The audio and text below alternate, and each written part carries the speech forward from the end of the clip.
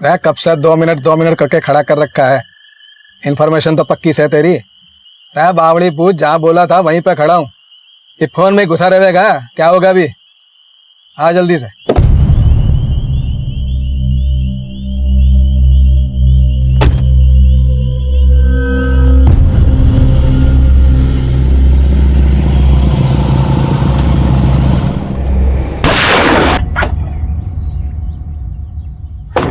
नमस्कार, आदाब।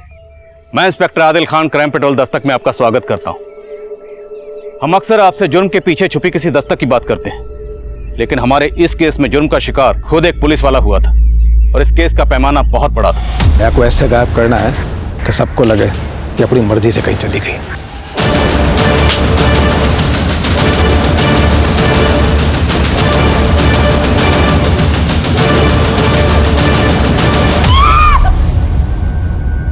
मन्ने एक ऐसा पॉल्यूशन मास्क चाहिए जो मन्ने विषैली से विषैली गैस के बुरे असर से बचा सके।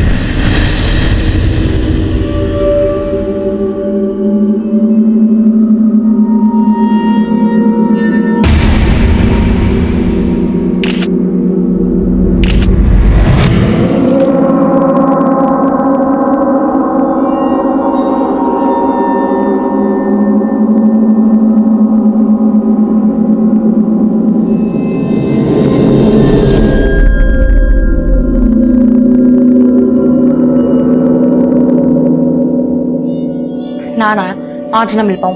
पापा आने वाले ना, कल ही देखते। बाद में फोन कर। किससे बात करने लग रही थी? पापा वो नेहा जीजी से। नेहा से बात कर रही थी या उस बावरे छोरे से? ना पापा, नेहा जीजी से कर रही थी। तो ये बता, नेहा कहाँ है?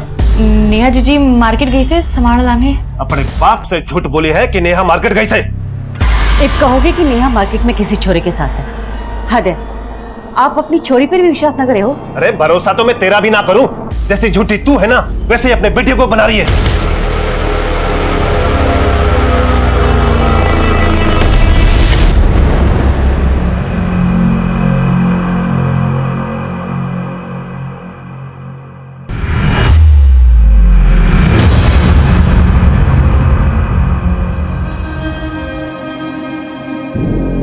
पीछे पीछे क्यों आ रहे हैं?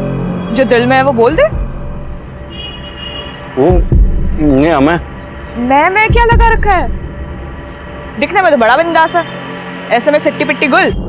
चल कोई ना, तू सोच ले तन्ने क्या बोल रहा है। मैं तब तक तन्ने तेरा ससुराल दिखा देती हूँ। मतलब तू मुझे तेरे घर लेके जा रही है? बावड़ा हो गया है कि पप्पा को प्यार मोहब्बत ना पसंद, कूट देंगे तुझे। कहाँ लेके जा रही है?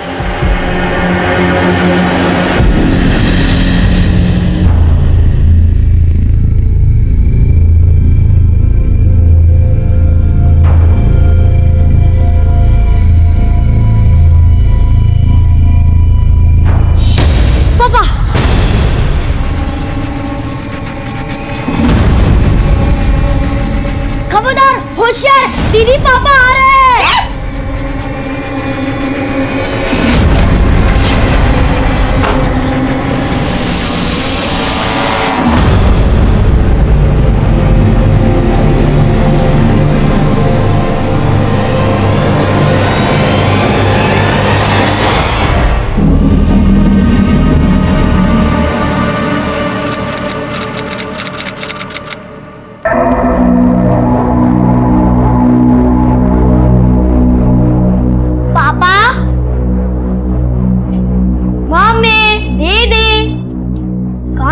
सब पापा, मम्मी, दीदी, दीदी, पापा, मम्मी, पापा, दीदी।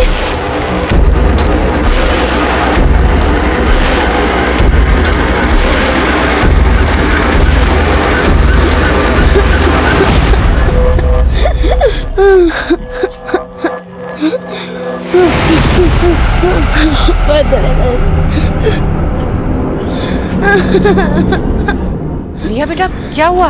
रो क्यों रही हो?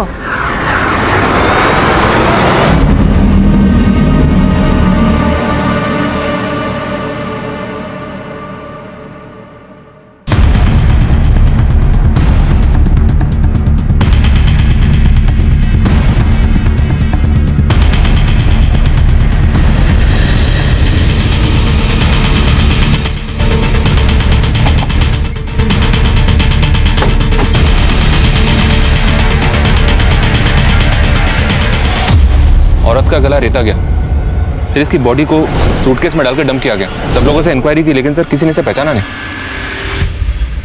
सूटकेस में बॉडी को डंप करते हुए किसने देखा? नहीं सर, किसी ने भी नहीं देखा।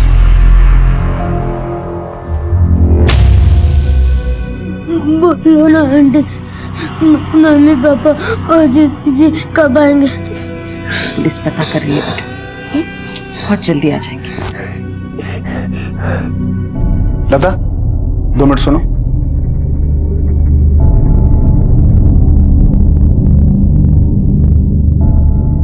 भूल गई कि हमारे कजिन की शादी में जाना है और ये छोरी ने किसी पड़ोसी के यहाँ दे दी और तू चलने की तैयारी कर। पागल हो गया क्या? यहाँ बच्ची का रो रो के बुरा हाल है और तुम्हें शादी की पड़ी है। तुम जाओ और फ्री की दारू पियो और शादी में नाचो। मैं रिया को छोड़ के कहीं नहीं जाने वाली।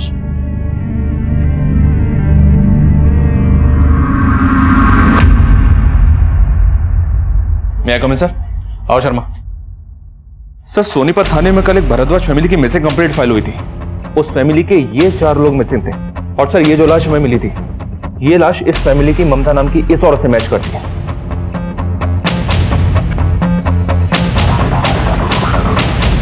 ममता, रमेश, नेहा और सारिका, भारद्वाज परिवार के 4 सदस्य रहस्यमय तरीके से एक साथ गायब हो गए थे। और ये रहस्य तब और भी गहरा हो गया जब हमें इन 4 में से सिर्फ ममता की लाश मिली।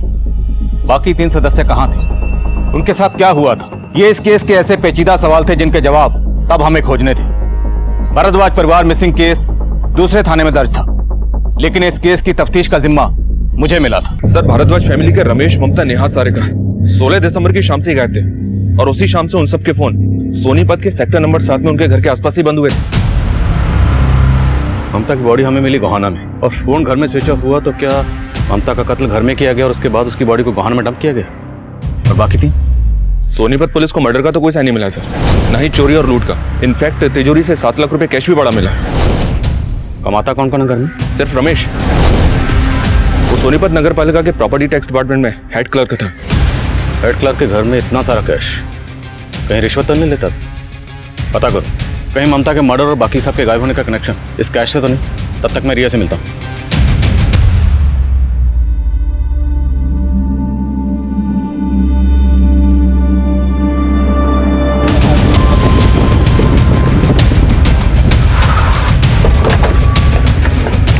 सर, ये घर है।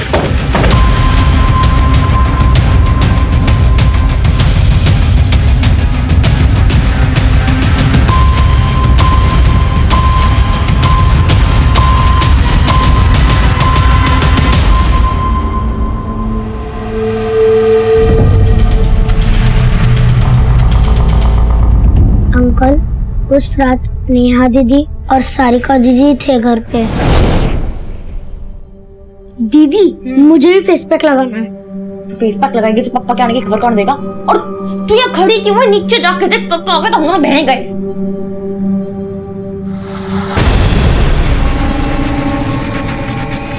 खबरदार, होशियार, दीदी पापा आ रहे हैं।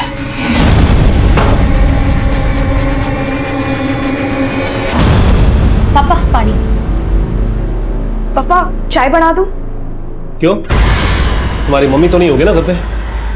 हाँ पापा, वो मम्मी मार्केट। बस बस बस, मुझे सब मालूम है तुम्हारी मम्मी कहाँ गई होगी। पापा, ऐसा कुछ ना है।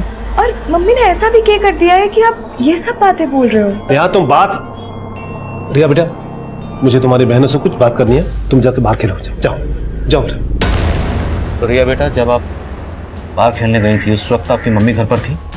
नहीं, उस वक्त मम्मी घर पे नहीं थी। और जब मैं खेल के घर वापस आई तब घर पे कोई नहीं था। पापा, मम्मी, दीदी। मम्मी कहाँ गई थी? कुछ बता के गई थी? हाँ अंकल, याद आया। मम्मी रानी मार्केट गई थी। रानी मार्केट? सर, रिया ने सोनीपत पुलिस को भी यही बताया था कि ममता रानी मार्केट गई हुई थी, लेकिन ममता का फोन इसी एरिया में बंद हुआ था। कन्ना, ये एक सोची समझी साजिश लग रही है। रानीनगर मार्केट में पता करो, जिस रात को ये लोग गायब हुए उस तारीख की वहां की सीसीटीवी फुटेज निकलो। रिया की बातों से लग रहा है कि रमेश और ममता के बीच में सब कुछ सही नहीं था। बुला पड़ोसियों। सर, छोटी मोटी बातें तो हर घर में होती रहती है, लेकिन हाँ, रमेश भाई का घर में काफी रौब था। घर के सारे लोग उनसे बहुत डरते थे। डरते थे? दरअसल रमेश नियम कायदे का पक्का आदमी था।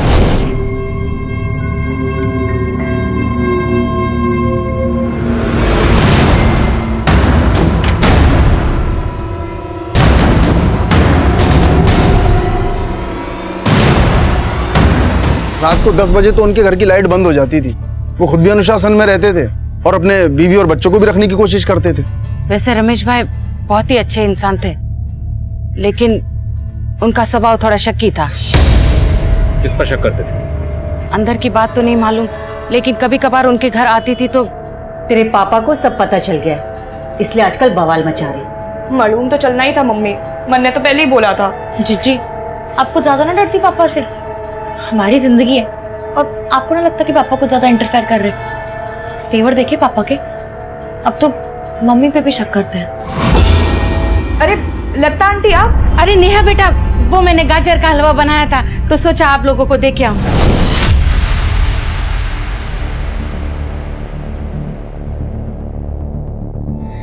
सर रमेश के ऑफिस में पता किया मैंने।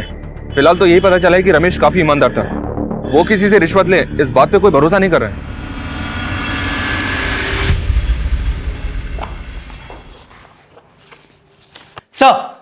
सर कांस्टेबल सोलंकी की वाइफ आई है। सर कल रात से सोलंकी जी से मेरी कोई बात नहीं हो पाई है। उनका फोन भी बंद आ रहा है। हमें लगा कि वो ड्यूटी पे होंगे। सोलंकी यहाँ से 11 बजे निकल चुका था।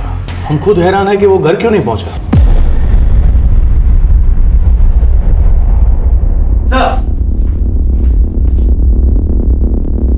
क्या सर क्या हुआ है? उमा जी, भिवानी रोड पर हमें सोलंकी की लाश मिली। मैं कमिंग सर। सर जिस रात भारद्वाज परिवार गायब हुआ था, उसी शाम रानी मार्केट के एक सीसीटीवी फुटेज में ममता एक लड़के के साथ कैप्चर हुई थी। सर उसकी फुटेज।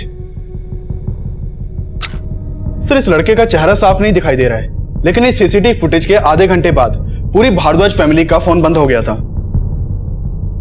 कौन है लड़का, कुछ पता चला? सर मैंने ममता के पड़ोसियों को इस लड़के की फोटो दिखाई, ना तो उन्होंने इसे पहचाना ना रिया ने। सर हमें पता चला था कि रमेश ममता के ऊपर शक करता था। कहीं ऐसा तो नहीं कि ममता का इस लड़के के साथ अफेयर हो, इसीलिए वो इस लड़के से बाहर मिलती जुलती हो। और सर अगर ऐसा है तो रमेश का ममता को मारने का मोटिव स्ट्रांग बनता है। खन्ना, तुम कहना चाहते हो कि रमेश ने पहले खुद अपनी बीवी का कत्ल किया और फिर अपनी दोनों बेटियों को लेकर गायब हो गए, तो उसकी सबसे छोटी बेटी रिया उसे घर में क्यों छोड़ कर जाएगा? और घर में 7 लाख कैश पड़ा हुआ है। कहानी कुछ और है। ममता के कॉल रिकॉर्ड्स देखो, हो सकता है ममता के कॉल रिकॉर्ड्स में इस लड़के के बारे में कुछ पता चले।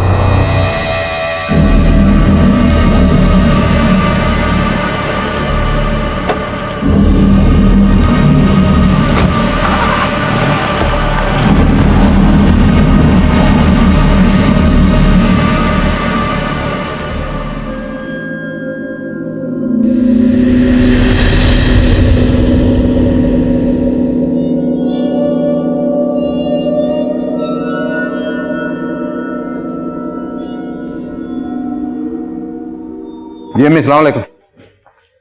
जी अम्मी, मैं ठीक हूँ। जी जी जी, खा लिया। आपने दवाई ली? अम्मी प्लीज, आप दवाई ले लिए करें वक्त पे। जी जी हाँ, वो मैं। अच्छा, मैं एक फोन आ रहा है, मैं आपको बाद में बात करता हूँ। अल्लाह हाफिज। बोलो शर्मा।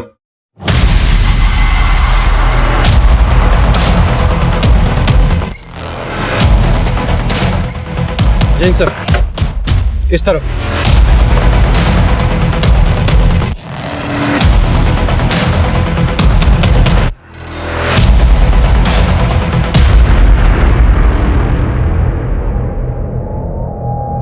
बॉडी काफी डिकम्पोज्ड है सर, लेकिन एक बात है, इसका गला भी ठीक वैसे ही रहता गया जैसे ममता का। सर ये देखिए, लगता है रमेश की लाश है। शर्मा, ममता की बॉडी हमें 4 दिन पहले गोहाना में मिली और गोहाना यहाँ से 15-16 किलोमीटर की दूरी पर है। और इस बॉडी की कंडीशन को देख के लग रहा है कि इसका कत्ल भी तभी हुआ जब ममता का। मतलब सर, हमें घुमाने के लिए बॉडीज अलग अलग जगह डंप की गई? एब्सोल्युटली। लेकिन सवाल यह है कि अगर ये बॉडी रमेश की है तो हमें मियाँ और बीवी दोनों की बॉडी से मिल गई, लेकिन इनकी बेटियां नेहा और सारिका वो कहाँ हैं?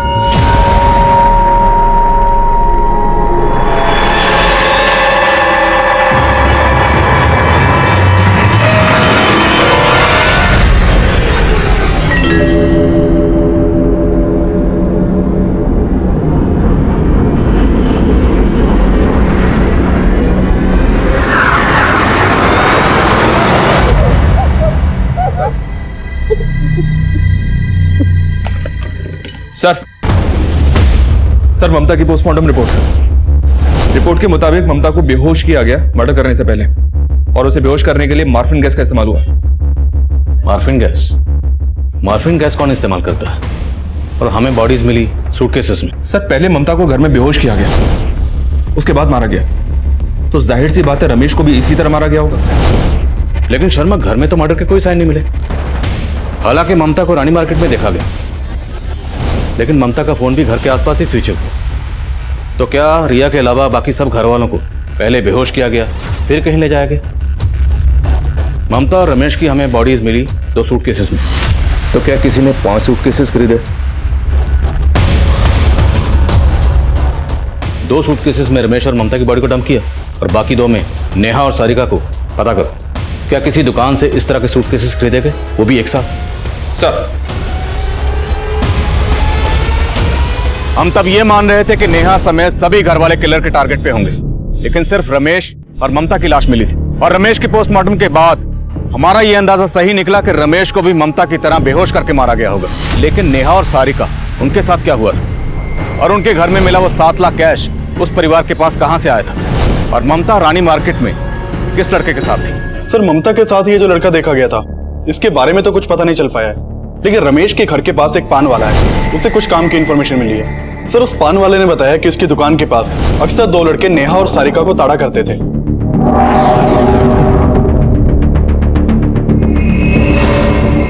लाडू भाई, वह मेरे वाली है, अपने वाली ना देखो।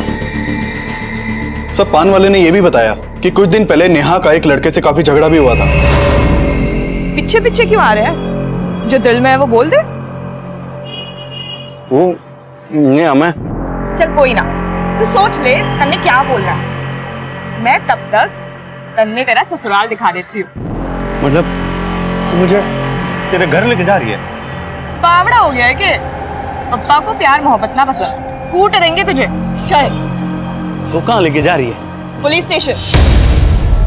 उसकी नौबत ना आवेगी मैडम, क्योंकि मैं अब तक तेरे ससुराल लेके जाऊंगा। हाथ छोड़ मेरा। चल। कहाँ लेके जा रहे? हाथ छोड़। अच्छा लगा बात करके, लेकिन अगली बार बात नहीं होगी, देख लेना। सर उन दोनों में से एक लड़के का नाम जय है और दूसरा उस मोहल्ले का नहीं है। इस जय को उठाओ, दूसरे का पता अपने आप चल जाएगा।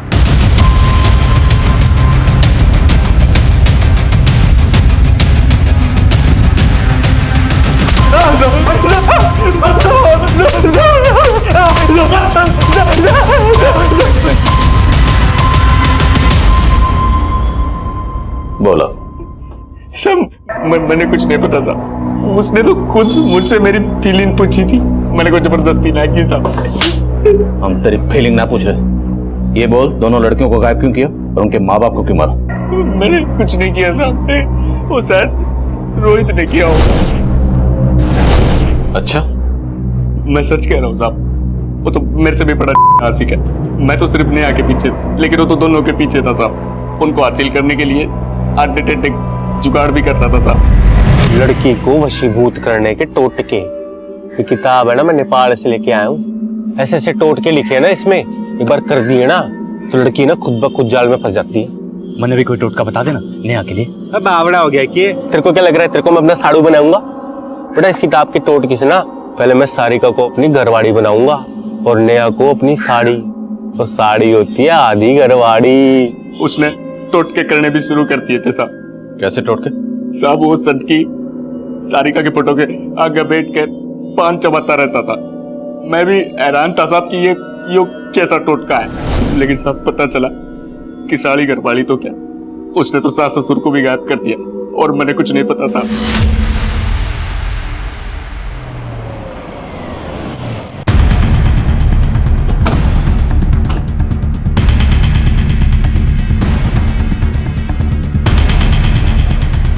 खन्ना, पता करो रोहित कहाँ है।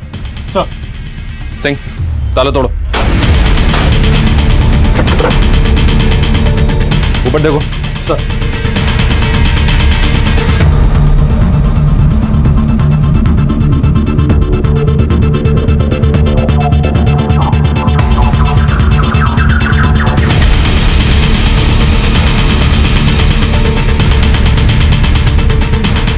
लड़की लड़की को वशीभूत करने के टोटके? 21 दिन में लड़की को बनाए अपना।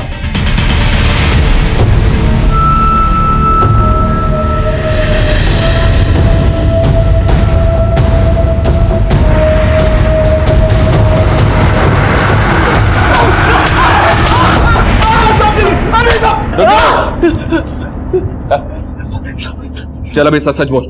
सब सच बोल रहा हूँ साहब। न मैंने किसी को अगवा किया साहब, न मैंने किसी को जान से मारा है साहब। आप लोगों को गलतफहमी होगी है। हमें गलतफहमी होगी तो सारिका की तस्वीर अपने घर में क्यों लगा रखी थी? बस सब क्योंकि मैं प्यार करता हूँ उसको। ओ आशिक नंबर 1, तेरा वो जो साड़ू है ना जय, उसने सब उगल दिया। उसने बता दिया ये कांड तुम नहीं किया। सब मैंने कोई कांड न किया, मैं तो वो टोटका कर रहा था साहब। वो किताब में लिखा था अगर 21 दिन तक मैं सारिका की फोटो के आगे पान चबाऊंगा और उस पान की पीक से सारिका के 108 बार नाम लिखूंगा तो साहब सारिका मेरी हो जाएगी।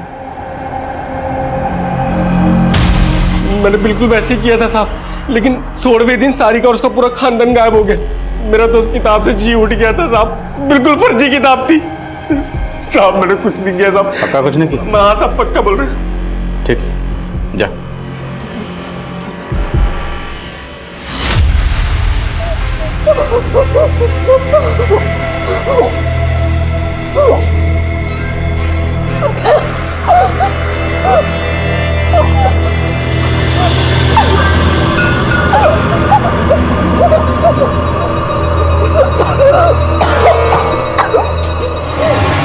क्यों लाए हो मन्ने यहाँ? सारिका मम्मी पापा कहाँ है? कहाँ है?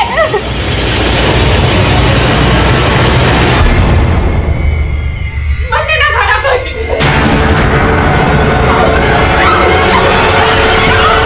क्या मायनो, ये रोहित जितना सीधा बन रहा है उतना सीधा है नहीं। हो सकता है इसने और जय ने मिलकर रमेश और ममता का कत्ल किया हो, और फिर इन दोनों ने ही नेहा और सारिका को कहीं छुपाया हो। इस पर नजर रखो, ये हमें उन तक पहुंचने की लीड दे सकता है। सर उस पान वाले ने इन दोनों के अलावा एक तीसरे लड़के के बारे में भी बताया था। कौन तीसरा लड़का? सर उसका कहना था कि वो लड़का अक्सर सारिका को उसके घर के बाहर बाइक से ड्रॉप करता था। सारिका को बाइक पे ड्रॉप करता था तो हो सकता है दोनों का अफेयर हो। सारिका के कॉल रिकॉर्ड्स में कुछ? सर सारिका के कॉल रिकॉर्ड्स में किसी रहमान नाम के लड़के का नंबर मिला है, और खास बात यह है कि रहमान नेहा और ममता के साथ भी फोन पे बात करता था। मतलब सारिका की माँ और बहन दोनों से बात करता था। और फादर रमेश से? नहीं सर, रमेश के कॉल रिकॉर्ड्स में रहमान का नंबर नहीं मिला है। लेकिन एक बात है सर, इस भारद्वाज फैमिली के गायब होने के अगले ही दिन से रहमान का नंबर बंद है। कहाँ रहता है रहमान?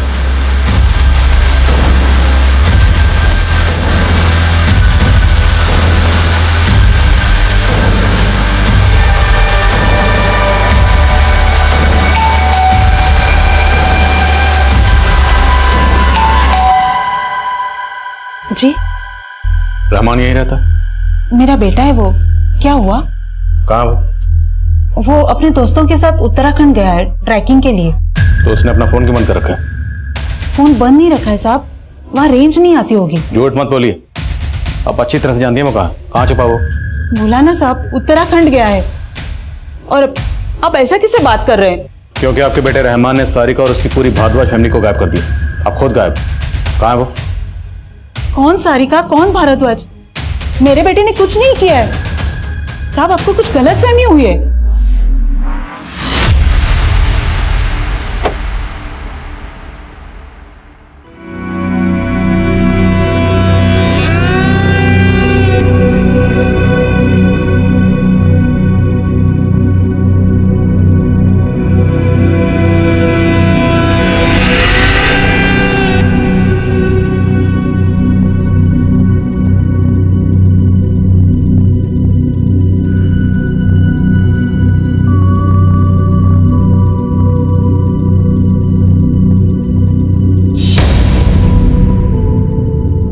हे भगवान, पूजा खत्म हुई नहीं कि पहले टपक गई। ये ले।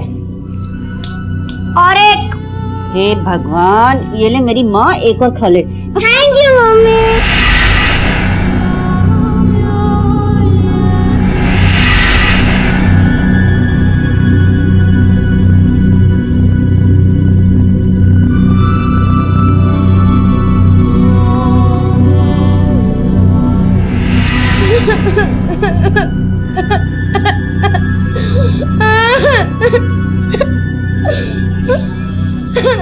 घना बुरा हुआ ना छोरी के साथ।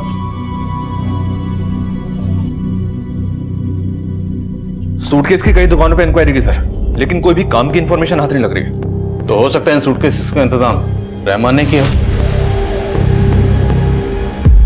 रानी मार्केट के पास रहमान की एक बेकरी शॉप भी है सर, वो भी कई दिनों से बंद है। रहमान की बेकरी शॉप काफी मशहूर है, रोज की 50,000 की सेल भी है।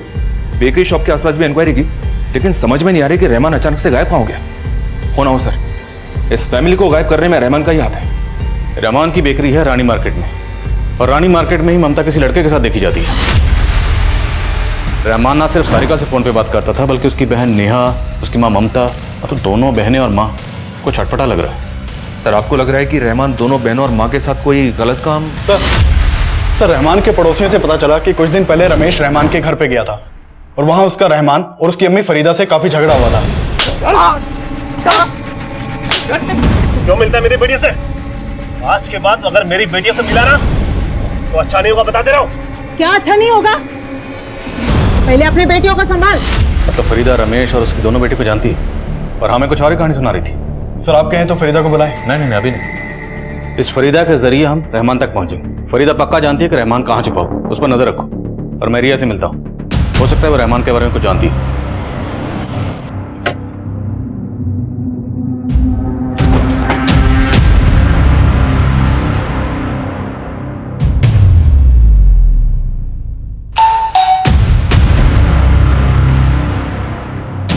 रिया से बात हो सकती है? बैठो। कैसी हो? एक बात पूछूं आपसे, रहमान को जानती हो? घर में किसी से नाम सुना हो, मम्मी से या दीदी से? जीजी गोल्ड चेन रहमान ने गिफ्ट की है, अच्छी है ना?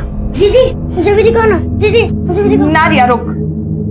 सारिका तुझे रहमान से चेन ना लेनी थी, तुझे मालूम है ना पप्पा। जीजी पप्पा की पुरानी सोच के लिए मैं रहमान को ना छोड़ सकूं, और मम्मी को कोई प्रॉब्लम ना है, करने क्या प्रॉब्लम है?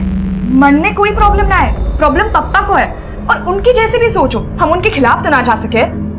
नेहा बेटा बात तो तू ठीक कर रही से, पर इसका हल ना बहस करके नहीं, प्यार से निकालना होगा।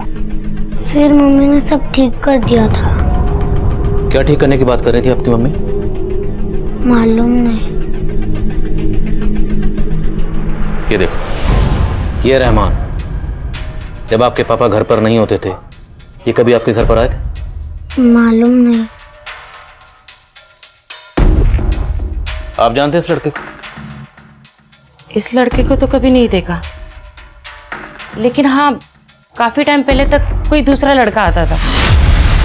सर वो लड़का कभी घर के अंदर नहीं जाता था, वो सारिका से बाहर ही बात कर कर चला जाता था। क्या इनमें से है वो लड़का?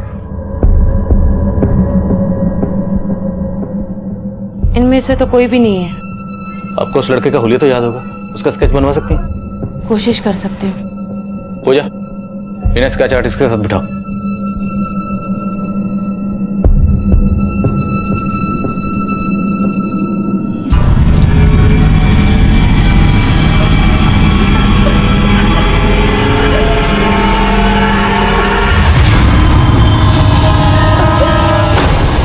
जेले, कल तो तूने अपने आप को खाने से सान लिया था, अरे आज तो कम से कम कुछ पेट में डाल ले। मुझसे ना खाया जाएगा ये फिक्का खाना।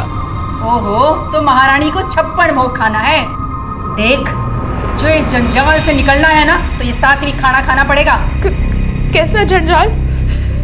क्या करने वाली है आप मेरे साथ?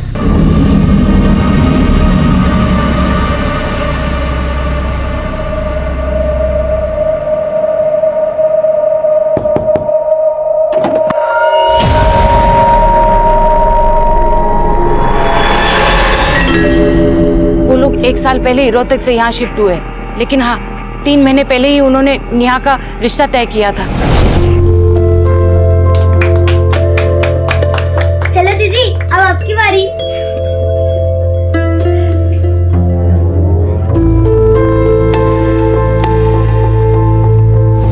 किस लड़के के साथ रिश्ता तय किया था? रमेश भाई का जूनियर है, उनके ऑफिस में काम करता है, शायद शेखर वशिष्ठ नाम है उसका। एक्चुअली सर रमेश सर मैंने काफ़ी पसंद करते थे। एक दिन उन्होंने मारे से बोला कि वो हमारे पेरेंट्स से मिलना चाह रहे थे। फिर जब वो हमारे पेरेंट्स से मिले तब मैंने पता चला कि वो नेहा की शादी मेरे से करना चाहते थे। सर इसी सिलसिले में उन्होंने हमें अपने घर पे भी इनवाइट किया था। पर हमें तो पता चला कि तुम्हारा और नेहा का रोका भी हो गया था। हाँ सर, लेकिन फिर बाद में हमें पता चला कि हमारी और नेहा की कुंडली नहीं मिल रही सर, इसलिए बात आगे नहीं बढ़ी। ठीक है, थैंक यू। Ji sir. बिना कुंडली मिला ही बात रोके तक भी पहुंच गई। शर्मा जी, इस लड़के की उसके घर वालों की कुंडली निकाली।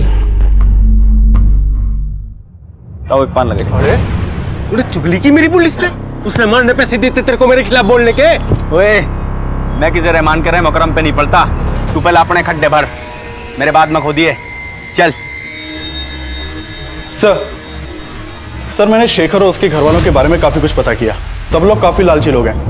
और सर, शेखर के पड़ोसियों ने बताया कि शेखर और नेहा की शादी के लिए शेखर के घर वालों ने 10 लाख रुपए दहेज की डिमांड की थी, लेकिन रमेश दहेज के शक के खिलाफ था और इसी वजह से ये रिश्ता टूटा था। तो तेरी कुंडली नेहा से नहीं मिली, कोई बात नहीं, पर तेरी कुंडली हमारे सिंह साहब से जरूर मिलेगी, वो भी इनके डंडे से। 36 के 36 गुण मिलेंगे। सिंह सर, मिला दे कुंडली। Sir sir sir sir sir मैं मानता हूँ कि मैंने आपको झूठ बोला था, लेकिन मैंने कोई क्राइम नहीं किया सर। ये तू डिसाइड नहीं करेगा। तू ये बता कि नेहा के साथ तेरा रिश्ता क्यों टूटा? सर, हमारा रिश्ता दहेज की वजह से तो नेहा से टूटा ही ना था, बल्कि खुद नेहा की वजह से टूटा था। शेखर जी, इस रिश्ते के लिए हाँ करने से पहले मैं आपको कुछ बता देना चाहती हूँ। जी बोलिए ना। मेरा एक पास्ट है। सर, नेहा ने मन ने बताया कि जब वो रोहतक में थी तो उसका एक छोरे के साथ अफेयर था। कौन था वो? सर, मन ने ये तो ना पता, लेकिन वो सर उसका कलीग था।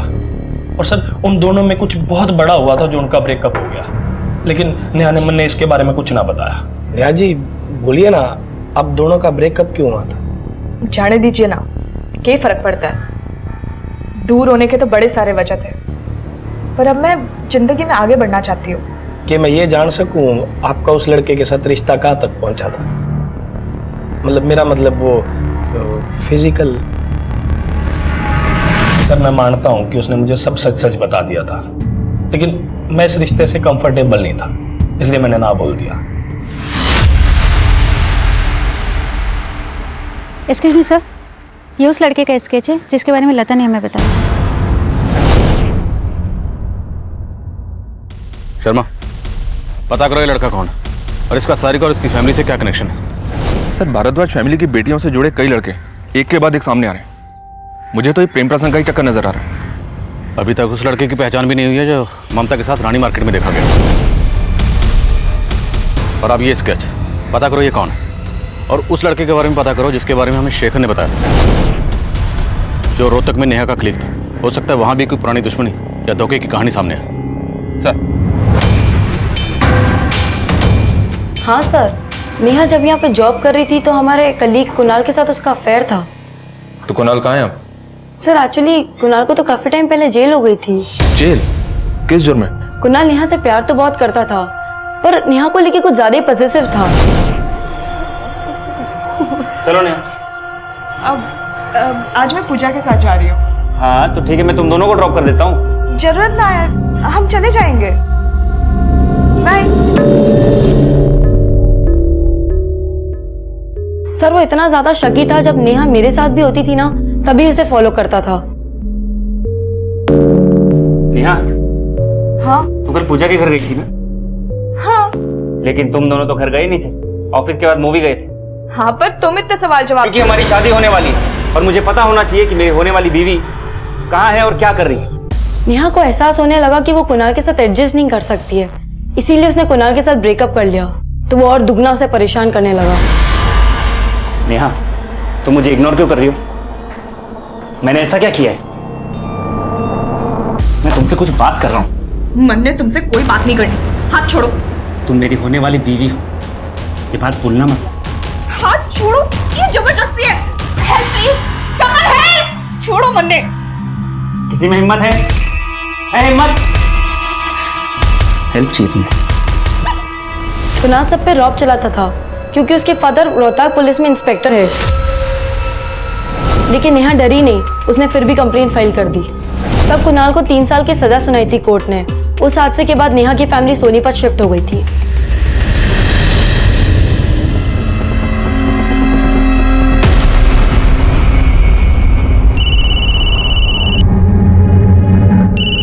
हेलो सज्जन सिंह जी, मैं इंस्पेक्टर आदिल खान बोल रहा हूँ, कोहाना पुलिस स्टेशन से। कोहाना पुलिस स्टेशन? आपसे मिलना है सिंह साहब। कहिए खान साहब, क्यों मिलना चाहते थे आप मुझसे? सिंह साहब, नेहा भारद्वाज को तो आप जानते ही होंगे। 16 दिसंबर से नेहा भारद्वाज और उसकी फैमिली गायब और उसके माँ बाप की लाशें भी मिली। सीधा मुद्दे पे आइए खान साहब, आप कहना क्या चाहते हैं? अब आप खुद पुलिस वाले हैं, मुद्दा तो समझ ही गए होंगे। दरअसल हम उन लोगों से मिलने हैं जिनका नेहा और उसकी फैमिली को गायब करने या कत्ल करने के पीछे कोई मोटिव रहा। खान साहब, आप ये कहना चाहते हैं कि नेहा और उसके परिवार को मारने और गायब करने के पीछे मेरे पास भी कोई मोटिव है, क्योंकि नेहा और उसके बाप ने मेरे बेटे कुणाल को जेल भिजवा दिया था? ऐसा नहीं है क्या? गलत इंसान पर उंगली उठा रहे हैं खान साहब आप। एक बात जरूर साफ करना चाहूँगा, मेरे बेटे कुणाल से गलती हुई थी, लेकिन वो गलती बातचीत से सुलझाई जा सकती थी। कुणाल को ऐसा करने का कोई मौका नहीं दिया गया। पापा, मुझे यहाँ से बाहर निकालिए। मैंने यहाँ से माफी मांगने के लिए तैयार हूँ, आप उसे समझाइए ना प्लीज, मुझे यहाँ से निकालिए। इसे कमजोर मत बन बेटा, मैं हूं ना, मैंने यहाँ से एक बार फिर से बात करूंगा। मैंने अपने बेटे को भरोसा तो दिया, लेकिन मेरे हाथ बंधे हुए थे। खैर, जो हुआ सो हुआ। अब कुणाल वापस तो नहीं आ सकता। क्यों? उसकी जमानत नहीं हो रही? लगता है आप पूरा होमवर्क करके नहीं आए खान साहब। 1 महीना पहले मेरे बेटे कुणाल ने जेल में सुसाइड कर लिया था।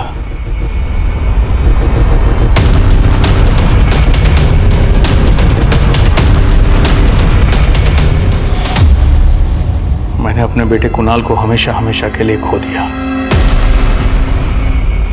रही बात नेहा और उसके परिवार वालों की, तो पिछले 1 साल से मैं उनके टच में नहीं हूं। आप आपकी ड्यूटी कर सकते हैं, लेकिन आपको कुछ मिलेगा नहीं।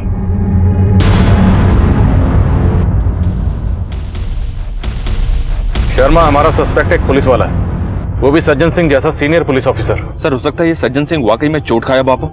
अपने खबरियों को तरीके से ब्रीफ करो। पुलिस वाला है, उसके खिलाफ इंफॉर्मेशन निकालना आसान नहीं होगा। और रोहतक में जहाँ नेहा और उसका परिवार रहता था, वहां से ही पता करो, हो सकता है कोई एंगल सामने आए। बोलो खन्ना। सर, लता ने जिस लड़के का स्केच बनवाया था उसके बारे में पता चल गया है। उसका नाम अमन है। सर, ये अमन सारिका का क्लाइंट था। सर, 6 महीने पहले तक सारिका एक chit fund company Cheryl enterprises में जॉब करती थी, लेकिन ये 1 नंबर की फ्रॉड कंपनी निकली। कई तरह की लुभावनी स्कीम्स थी इनकी, जैसे 3 महीने तक 5000 रुपये जमा करो और 6 महीने में बाइक ले जाओ, लेकिन सब फर्जी सर। इस अमन ने भी इसी तरह की एक स्कीम में पैसा इन्वेस्ट किया था, लेकिन जब ये कंपनी भाग निकली तो अपना पैसा निकलवाने के लिए सारिका को धमकियां भी दे रहा था, और कुछ दिन पहले इसने काफी बड़ा बवाल भी किया था। तू सही जवाब नहीं दे रही यार। वो 15,000 डूबा है मेरा। तो मेरी भी तो 3 महीने की सैलरी लेके भाग गई ना देख, कंपनी। मैंने तुझे पैसा दिया तो मुझे मेरा पैसा चाहिए। तो मैं कहाँ से वापस देख, करूं? 3 महीने लगातार पैसा दिया, देख लेके तो रहूंगा मैं। साढ़े लड़की के पैसे छीनता है। देख लूंगा तुझे, मैं छोड़ूंगा नहीं। रहता कहाँ है अमन? सर, समालखा में। बुलाओ इसे। सर।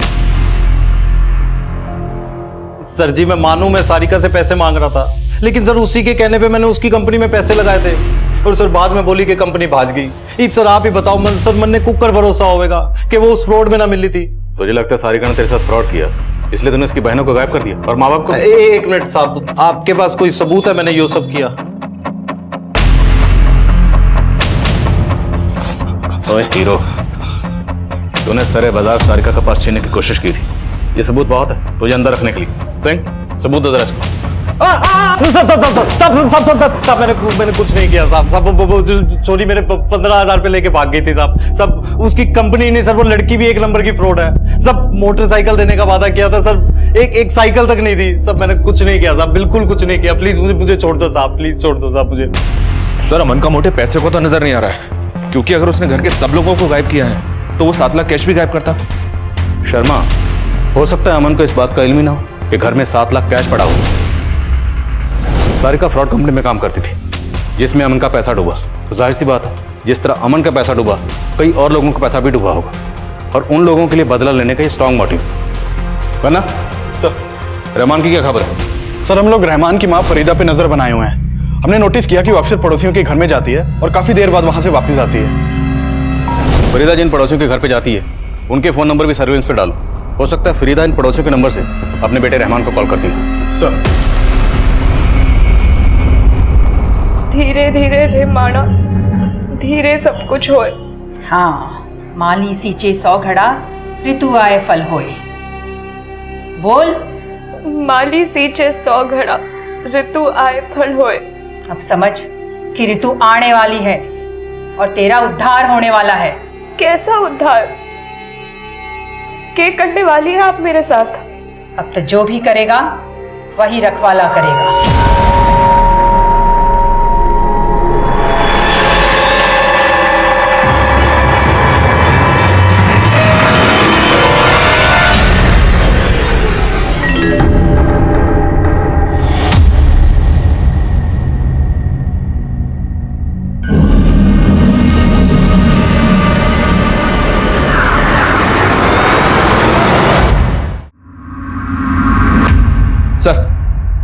सर सारिका जिस चिटफंड कंपनी में काम करती थी उसके बारे में तो कोई इन्फॉर्मेशन नहीं मिली, लेकिन उसके एक दोस्त के बारे में पता चला है। कौन दोस्त? दिव्या नाम है उसका। सोनीपत में एक किराए के घर में रह रही थी और सारिका के घर भी आना जाना था उसका। लेकिन सर भारद्वाज फैमिली के गायब होने के 15 दिन पहले से ही ये दिव्या खुद भी गायब है और इसका फोन भी बंद आ रहा है। उसके मकान मालिक से बात की मैंने, उसने कहा कि दिव्या ने काफी टाइम पहले घर छोड़ दिया था। सर दिव्या जर्नलिस्ट थी और उसने काफी टाइम पहले काम भी छोड़ दिया था। शर्मा, अभी हमें नेहा और सारिका की कोई लीड नहीं मिली और अब पता चल रहा है कि ये उनकी दोस्त दिव्या ये उनसे भी 15 दिन पहले से गायब है। मामला पेचीदा है। दिव्या के कॉल रिकॉर्ड्स निकलवाओ और मैं सारिका की छोटी बहन रिया से मिलता हूँ। हो सकता है वो दिव्या के बारे में कुछ बता पाए। हाँ अंकल, मैं दिव्या दीदी को जानती हूँ। दिव्या दीदी सारिका दीदी के फ्रेंड थी और दिव्या दीदी सारिका दीदी से मिलती थी। रिया, ये तुम्हारे लिए। थैंक यू दीदी। सारिका, तू कोई नई जॉब क्यों नहीं कर लेती? मैं तेरी हेल्प कर सकती हूँ और नेहा जीजी की भी। ना दिव्या, जब से वो कंपनी फ्रॉड हुआ है ना, तब से पापा ने ना साफ साफ बोल दिया ना नेहा जीजी जॉब करेगी और ना मैं। रिया बेटा, आपको पता है कि दिव्या दीदी अभी कहाँ है? नहीं अंकल।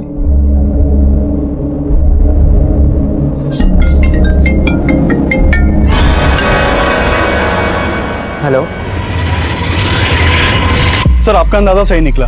फरीदा अपने पड़ोसियों के फोन से रहमान के नंबर पे ही कॉल करती थी और थोड़ी देर पहले भी उसने रहमान के नंबर पे फोन किया था। उस वक्त उसका फोन करनाल में एक्टिव था। रहमान का नंबर ट्रैक करते रहो और फरीदा को भनक मत लगने देना कि हमें रहमान का पता चल गया, और फरीदा पे नजर बनाए रखो। सर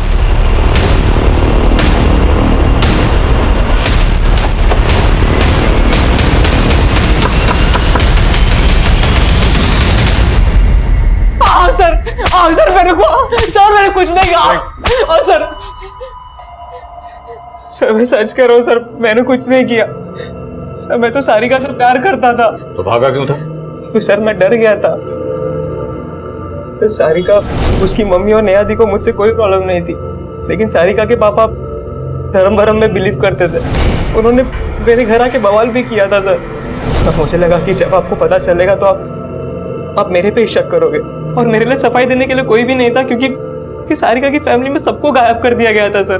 तुझे क्या लगता है हम तेरी बात पे यकीन करेंगे? सर मैं सच कह रहा हूँ सर, मैं तो सारिका से प्यार करता था। हाँ बेटा, मणे बेरा है कि सारिका तने बहुत पसंद करे, लेकिन तू चिंता ना कर। पहले एक बार नेहा की शादी हो जाने दो, फिर मैं तुम्हारी और सारिका की शादी के लिए रमेश जी से बात करूंगी। पर मम्मी, आप तो जानते हो ना पापा ना मानेंगे, और पापा की वजह से नेहा जीजी का भी तो रिश्ता ना हो पा रहा ना। आंटी, आप तो कह रहे थे कि नेहा दीदी का शेखर का रुका हो चुका है। हाँ बेटा, रोका तो हो गया था, लेकिन वो क्या है ना कि शेखर के घर वालों ने 10 लाख रुपया दहेज की मांग कर दी थी, और रमेश जी ठहरे उसूलों वाले दहेज के कारण रिश्ता तोड़ रहे हैं। वो ये ना समझे कि आजकल के जमाने में तो ये सब चले हैं। लेकिन तुम चिंता मत करो, मैं अलग से पैसों का इंतजाम कर रही हूँ।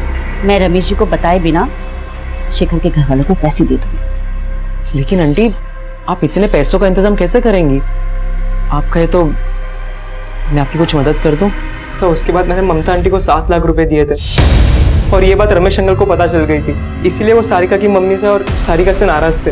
मैं तो यही चाहता था कि मेरी और सारिका की शादी के पहले नेहा दी की शादी हो जाए, लेकिन शेखर ने अचानक से रिश्ता तोड़ दिया सर।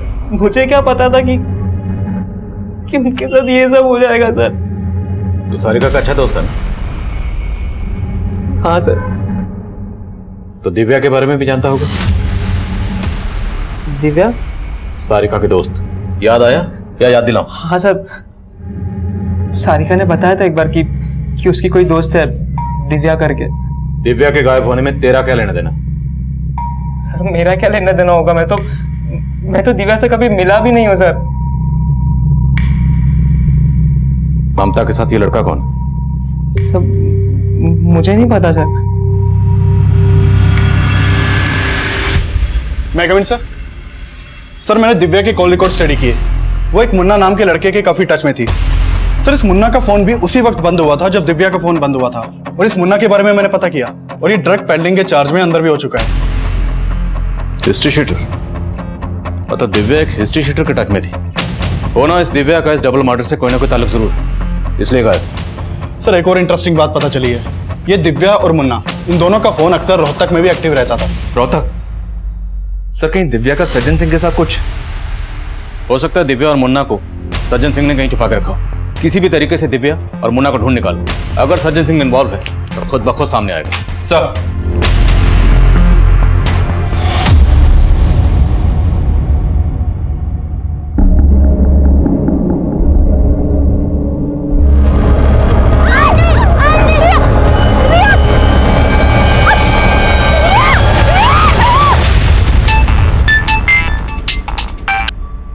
हेलो,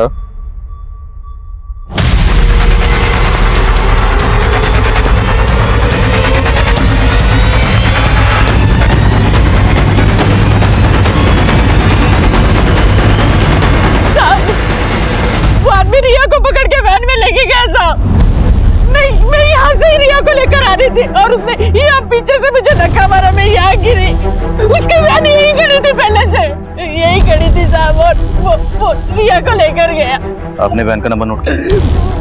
नहीं, वैन का नंबर तो नहीं देखा, लेकिन उसके वैन के पीछे एल लिखा था। शर्मा, वैसे तो सुनसान जगह, सीसीटीवी के चांसेस कम, फिर भी पता करो। अगर कोई सीसीटीवी है तो फुटेज निकलो। सब कितने लोग थे? वो अकेला ही था साहब। दिखने में कैसा था? उसका चेहरा ढका हुआ था गमजे से। अब भारद्वाज परिवार की सबसे छोटी बेटी रिया को भी किडनैप कर लिया गया था। हमें अंदाजा तक नहीं था कि ऐसा कुछ हो सकता है, लेकिन रिया का गायब होना हमें अपना फेलियर लग रहा था।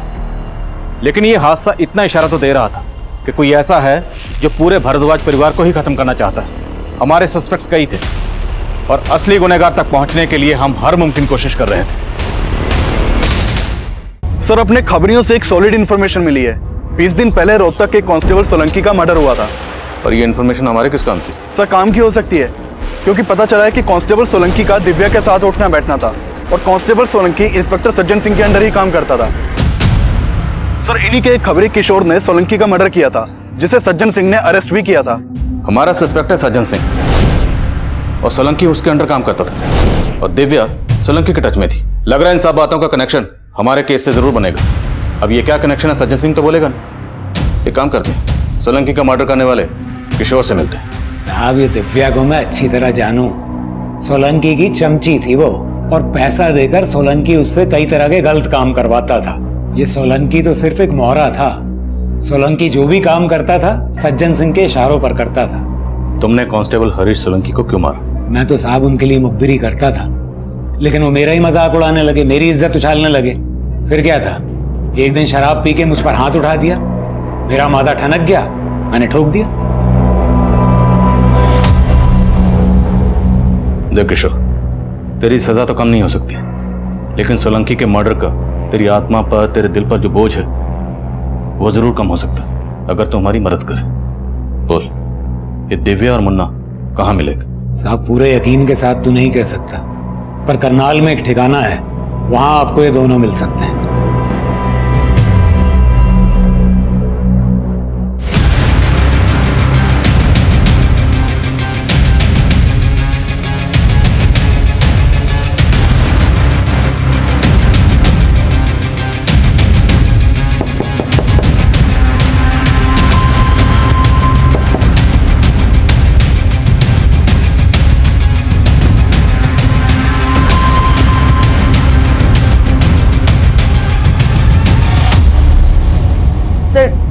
सारिका के पेरेंट्स के मर्डर में और उसकी बहन नेहा का गायब होने में हमारा कोई हाथ नहीं है सर। तुम्हारा हाथ है या नहीं है, किशोर सब बक चुका है। सर वो जो भी बोल रहा है सर झूठ बोल रहा है सर, हमने कुछ किया ही नहीं। ऐसा है, ये तो हम जानते हैं कि ये कांड तुमने और मुन्ना ने मिलकर किया, और वो भी सज्जन सिंह के कहने पर। अब हम सोच रहे हैं कि लड़की है, ऐसे ही बोल दे तो अच्छा है, या सेवा करें? बोलो। सर हमने कोई कांड नहीं किया है सर। अब पूजा सर बता दो सर, मैं मानती हूँ कि मुन्ना मेरे कहने पे सब कर रहा था, लेकिन सर सिर्फ नेहा को मारने की सुपारी दी थी सोलंकी ने। देख, जर्नलिस्ट बन के तू वैसे भी कहीं गलत तरीके से पैसा कमाती है। यो काम कर दे, 20 लाख मिलेंगे, 10 काम से पहले और 10 काम के बाद। पर तू इस लड़की को मरवाना क्यों चाहते हो? तो तू आम खा, गुठली से क्या मतलब? और देख, तेरे को इस काम के लिए इसलिए चुन रहा हूँ क्योंकि इस नेहा को ऐसे गायब करना है कि सबको लगे कि अपनी मर्जी से कहीं चली गई। सर नेहा को गायब करने के लिए मैं सारिका से दोस्ती बढ़ाने लगी थी सर। दोनों अपने फादर से बहुत फ्रस्ट्रेटेड रहती थी, दोनों बहुत कुछ करना चाहती थी, और सर मैंने उनके इसी सपने का फायदा उठाकर उन्हें ट्रैप किया था सर। सारिका तू कोई नई जॉब क्यों नहीं कर लेती? मैं तेरी हेल्प कर सकती हूँ, और नेहा जीजी की भी। मेरा प्लान था कि नेहा को जॉब के बहाने शहर के बाहर ले जाकर उसे गायब कर दूँ, पर सर मैं कुछ करती हूँ उसके पहले ही सोलंकी का सर मर्डर हो गया। सर सोलंकी मर चुका था, मैं उसका काम करके फंसना नहीं चाहती थी। सर वो ऑलरेडी मुझे 10 लाख एडवांस दे चुका था, इसलिए मैं शांत हो गई। पर पता चला कि सर नेहा की तो पूरी फैमिली गायब हो गई है। सर इसमें हमारा कोई हाथ नहीं है सर, हमने कुछ नहीं किया। और हो सकता है सर ये सब सज्जन सिंह ने करवाया हो, क्योंकि मुझे इस बात का हिंट है कि सोलंकी ने सज्जन सिंह के कहने पर ही मुझे सुपारी दी थी। आप एक क्रिमिनल पर भरोसा करके मुझ पर इल्जाम लगा रहे हो खान साहब? जानता था, आप खुद तो कबूल करेंगे नहीं, लेकिन याद रखना आप हमारी रडार पर हो, और वो दिन दूर नहीं जब हमारी अगली मुलाकात आपके थाने में नहीं, हमारे लॉकअप में होगी।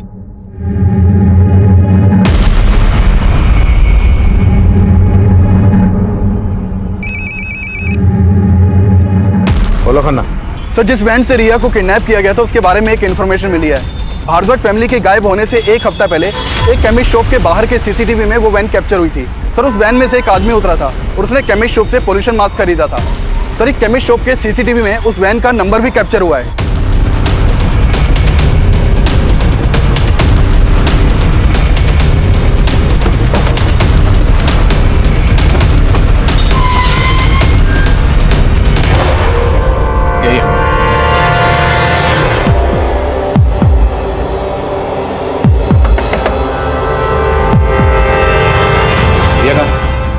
रिया कहाँ है?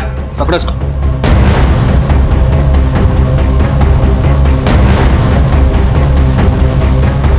अंदर नहीं है सर। सर बाहर भी कोई नहीं मिला। ओए, रिया कहाँ? बोल रिया कहाँ? बोल नहीं सकता, लेके बताएगा। चल।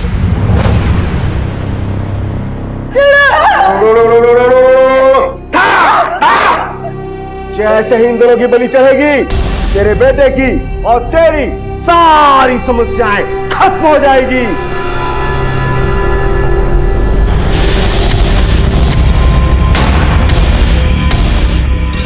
मैं बोल नहीं सकता, मेरा मौन व्रत है। मैं बोला तो मर जाऊंगा। बेटा तू नहीं बोलेगा ना, तब भी मरेगा। बोल बोल बोल, रिया कहाँ है? बोल। नेहा और सारिका के साथ क्या किया? बोल।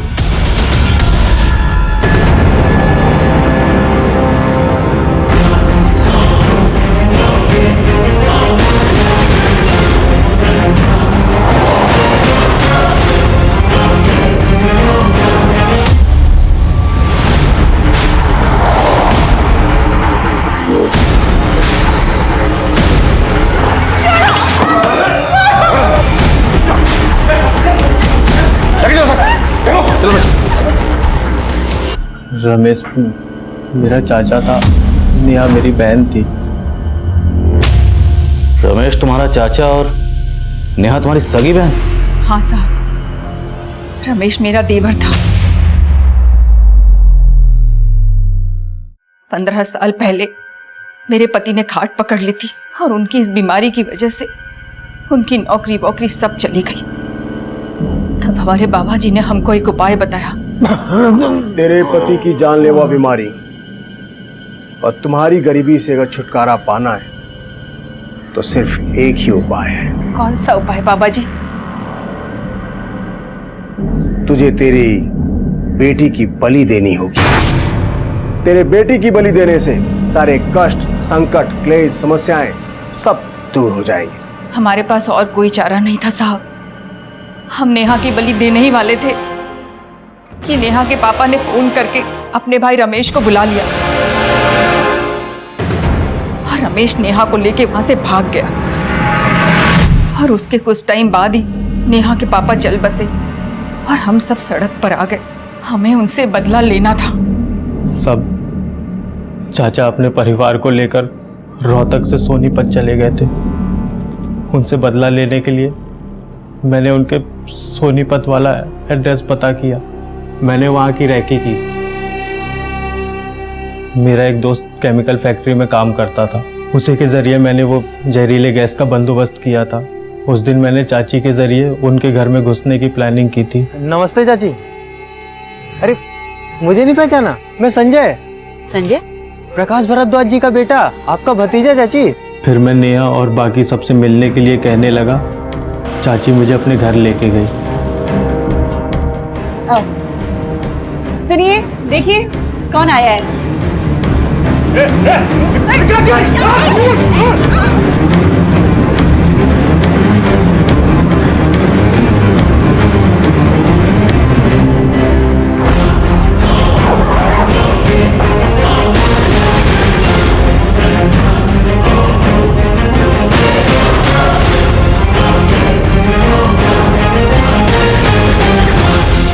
मैंने सबको मार दिया, लेकिन अपनी बहन नेहा को नहीं।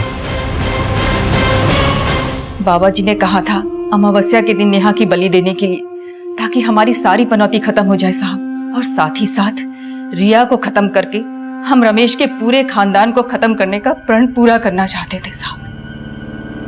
सब विधि के लिए मैंने 7 दिनों का मौन व्रत रखा था और आप आके आपने फिर से पनौती लगा दी साहब। अंधविश्वास और बदले की आग में ना तुम दोनों ने अपनी जिंदगी बर्बाद की, बल्कि अपने देवर तुमने अपने चाचा का घर भी उजाड़ दिया। अब सड़ो माँ बेटा इसी जेल में।